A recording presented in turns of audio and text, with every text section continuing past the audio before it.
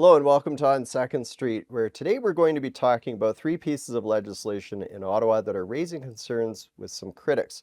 We're talking about C9, the Combating Hate Act, C36, the Safe Social Media Act, and C22, the Lawful Access Act. Now, on the surface, all of these sound like great pieces of legislation. I mean, no one wants hate in this country, of course. But it kind of reminds me of the George Orwell quote, "War is peace, freedom is slavery, and ignorance is strength." In other words, you can put a label on something, but that doesn't necessarily mean it actually is what it is.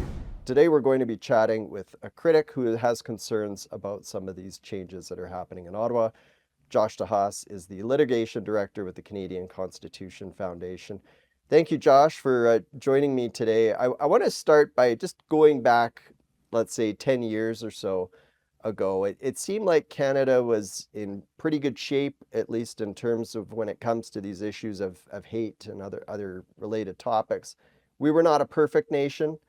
But then after the Trudeau team came in, they just kept talking about hate all the time as if it was around every corner and this was a major problem in the country. So a big picture question to you is there data to actually support that there's some major issues out there that we need the government to come in and try and tackle through these types of legislative changes? Well, there's certainly issues with hate crimes. We've seen, especially in the past couple of years, an uptick in hate crimes, especially against the Jewish Canadian community. But if you think back 10 years to when these bills sort of started, these are just, new iterations of Trudeau era bills. That Yeah. was right after Donald Trump was elected U.S. president, and you started to see a lot of people say, "Well, what can we do to stop Donald Trump? We need to fight misinformation, and we need to fight hate online and on social media." And that's always sounds like a good thing at first. Who can be in favor of hate? But then you start to realize that everybody has a different idea about what counts as hateful, and you also realize that Mm. governments throughout history have tried to use this concept of hate speech to really just censor people through the back door. Hate speech as a concept, people don't realize this, but it Mhm. actually originates in the Soviet Union and from the sort of Stalin era of the Soviet Union, pushing for this idea that nobody should be allowed to criticize the Soviet Union, and that counted as ethnic or racial hatred if you were criticizing that communist system. So it's got really nasty origins. This concept of hate speech. And what you see if you look at the Canadian jurisprudence on what counts as hateful and what you might see taken down off the internet if some of these bills become law is not hateful at all. A lot of it, for example, has to do with gender identity. So one of the things, just to throw an example out there for you, Colin, that is considered hateful by Mhm. the Supreme Court is comparing groups to other groups that are traditionally reviled in society.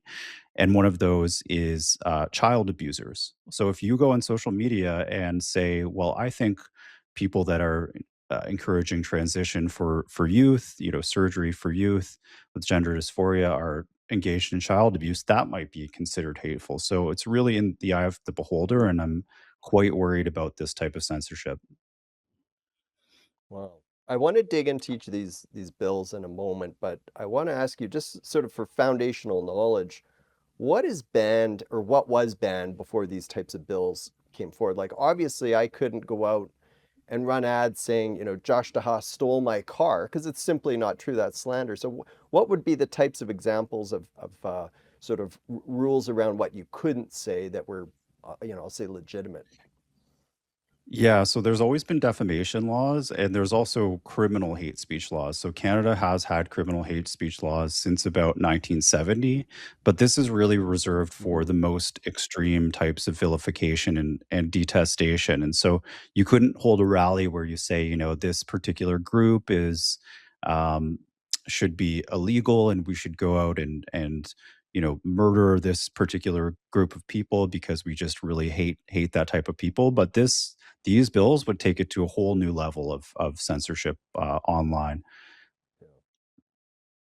Okay, well, listen, when we come back, let's go through the C9, the Combating Hate Act. We'll be back with Josh in just a moment.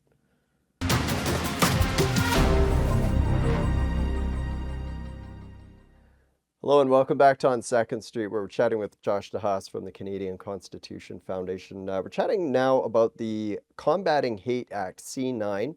Josh, I wonder if you could tell us a little bit about this legislation. What do you see as sort of the good parts, if any, and the bad parts, if any? Yeah, so C9 does three things. So the first thing it does is it creates a new offense of intimidation outside of places like religious institutions, but also, buildings that are identified by race, like, if you had a Japanese Canadian club or even LGBTQ buildings.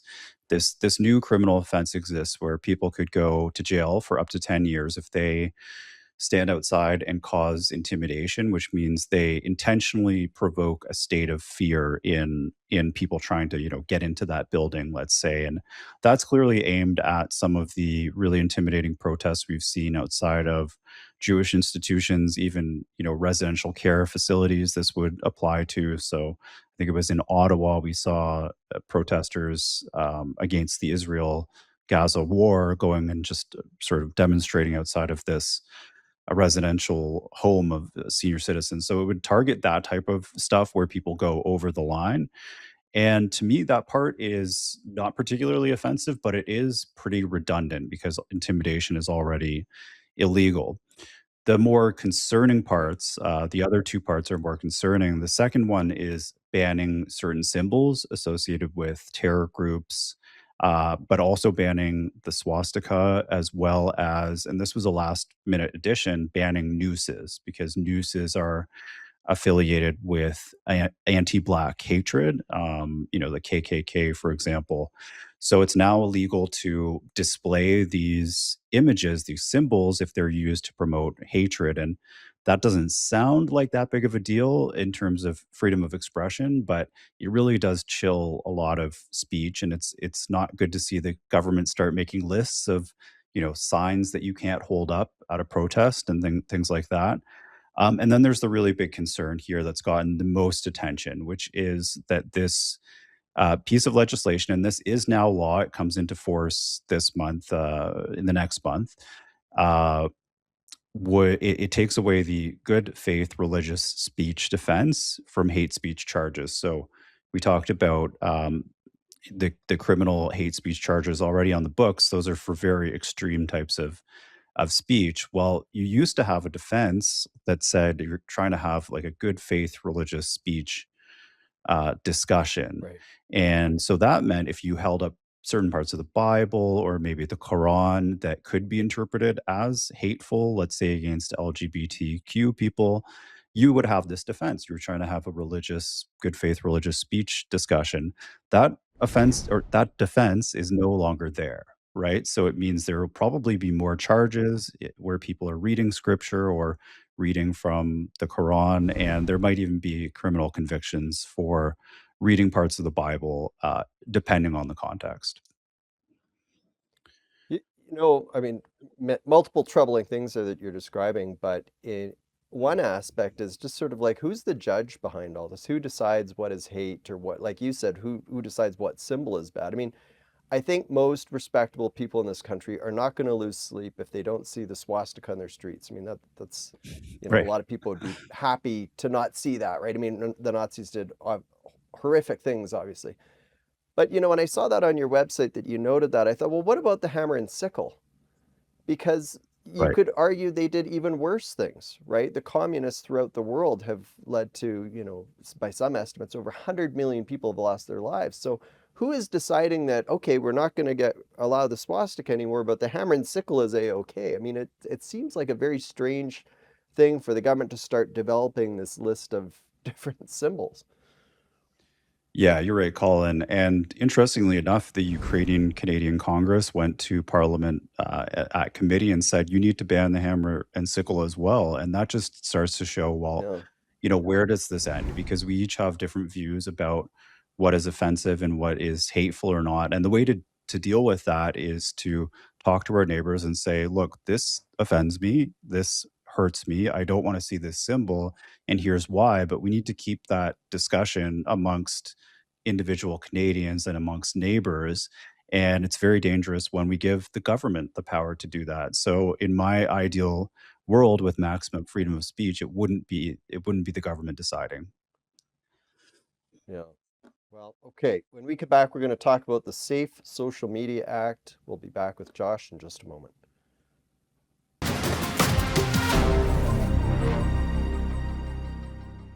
And we're back on Second Street chatting with Josh Dehaas. He's the litigation director at the Canadian Constitution Foundation. We're talking about some of the changes that are happening in Ottawa when it comes to our civil liberties. Josh, before the break, I mentioned we're going to chat about C36, the Safe Social Media Act. Again, on the surface, everyone wants to be safe when you're on social media. What do you see as positive and maybe some of your concerns with this particular bill? Right. So the Safe Social Media Act is essentially a continuation of the Trudeau era online harms legislation, which they were unable to pass because of the free speech concerns. And the thing that's gotten a lot Mm, of headlines is that this would attempt to ban kids from social media. So anyone under age 16 would be banned from social media. And I think that we could disagree on what the age is, but there's probably some age where being on social media is, not good for kids and they shouldn't be there. And we can debate whether it's the government's job to do that or the parents. But it also does yeah, something that people have not really noticed very much, Colin, which is that they want to create a digital safety commissioner whose job would be mhm, to police speech on social media and fine companies if they have too much so-called harmful speech. And some of the things that are harmful speech are things we can, again, all most of us can probably agree are genuinely harmful and shouldn't be on social media, like speech that is sexually explicit and that is images shared without consent, for just to use an example. But right. they also go and they say we're going to ban hate speech, and we're not going to say exactly what that is.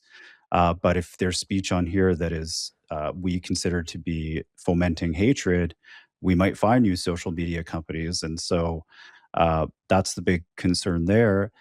And on top of that, there's a third aspect, which is that uh, they want to regulate what speech AI can consider. So when you ask ChatGPT to give you an answer on something, they want to say ChatGPT can't consider certain people's opinions because those are considered harmful, and we don't want AI giving harmful speech. Again, there are certain things where that Yeah. might make sense. If the AI is telling you to cause physical harm to people, but again, they're just slipping in this control of speech through the anti-hate provisions.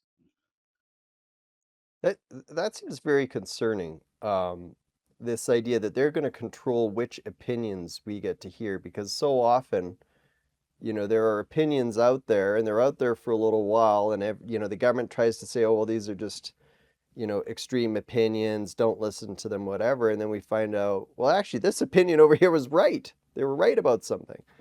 And if you're trying to constantly squash certain views in that, then you're not really creating an environment where ideas can be debated and the best ideas rise to the top. Are we going to end up with a situation where social media companies just pull the plug on Canada and say we're out because we don't want the risk of fines and penalties because we've allowed something that, is considered hate, even though the government didn't define what hate is? It's possible. I would look to Australia because they're the canary in the coal mine for this. They decided to pass a law creating a digital safety commissioner. They call it the e-safety Yeah. commissioner. And what happened is many social media companies just fell in line.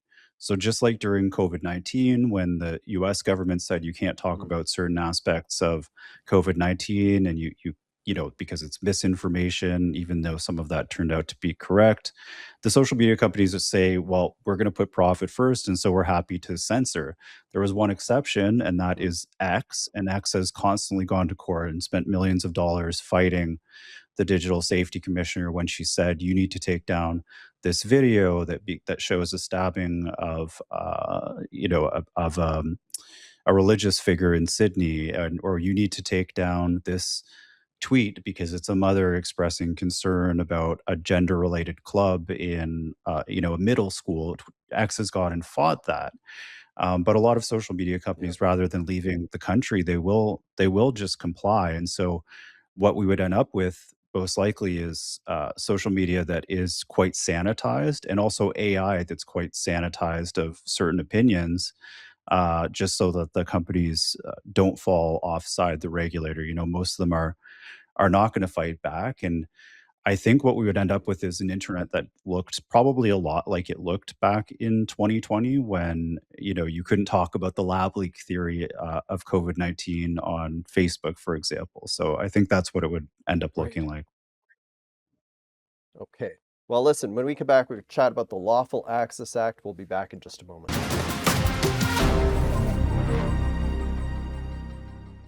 And we're back on 2nd Street chatting with Josh Dehaas from the Canadian Constitution Foundation. Josh, let's talk about this third bill that you have some concerns about, the Lawful Access Act C2020, pardon me, C22.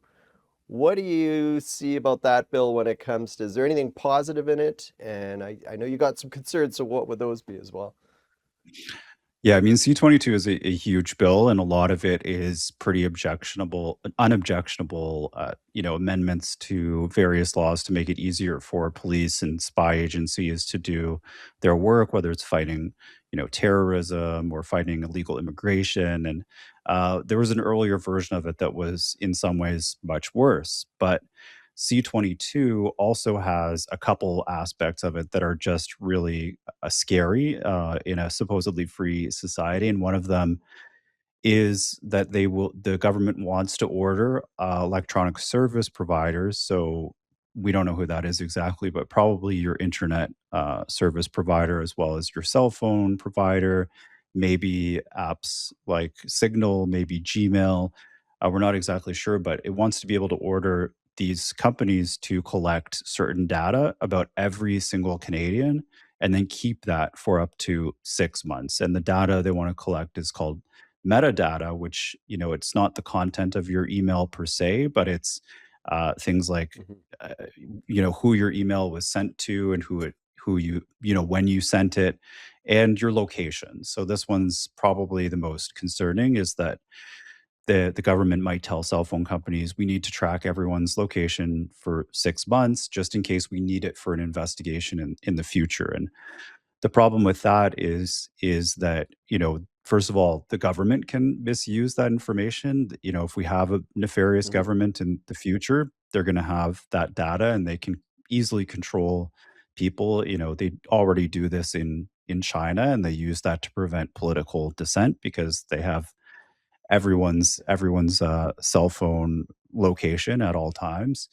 And the other is that it can fall into nefarious hands of hackers, and the companies that currently provide our services, they don't collect this data because it can fall into bad hands. And then there's a second aspect of that bill that's also quite concerning, that's gotten a lot of attention, which is that the way it's written, it says basically they're trying to provide easy ways in for law enforcement and CSIS, so that if they do want to investigate something quickly, they can just sort of plug into systems. But that would require potentially breaking encryption. So, if you send a message over some of these apps like Signal or WhatsApp that's encrypted end to end, Mhm. it would no longer be private because the government would be able to get into that system and get those messages. And again, they would say, the government would say, well, we're doing this lawfully. We would require a warrant to do that, to actually get into the system.